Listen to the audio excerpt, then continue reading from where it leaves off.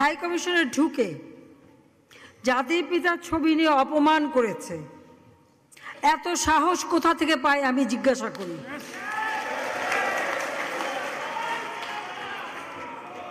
আমি জানি না আমাদের হাই কমিশনে এখন কারা বসেছিল এবং তারা সেখানে কিছুই করতে পারলো না কেন, সেটাও বড় প্রশ্ন। আর আমি আমার প্রবাসী যারা বাঙালি, না আমার প্রবাসী বাঙালিদেরও আমি বলবো যে যারা এই ঘটনাগুলি ঘটিয়েছে তারা চলাফেরা করে না, তাদের দেখেন না। যে হাত দিয়ে জাতির পিতার ওই ছবি নিয়ে তারা ভেঙেছে,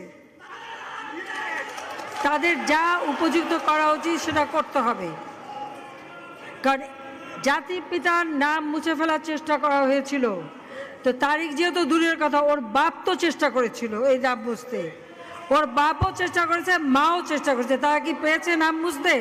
পারে নাই। ইতিহাস কখনো কেউ চাপা দিতে পারে না। আর জাতির পিতা তার 7 মার্চে ভাষণে বলে গেছে যে বাঙালিকে কেউ দাবায় রাখতে পারবে না, পারে নাই দাবায় রাখতে। তা আজকে এত বড় দুঃসাহস হয়ে যায়। হ্যাঁ, আমি প্রধানমন্ত্রী এসে আমারটা যা করুক ওটা আমি কিছু মনে করি না, কিন্তু তিনি আমাদের জাতির পিতা, যে আইন আছে সেখানে হাত দেবে এত সাহস কোত্থেকে পেল?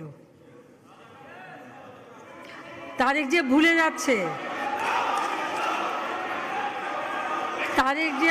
যাচ্ছে যে তার মা দুর্নীতি করে জেলে গেছে।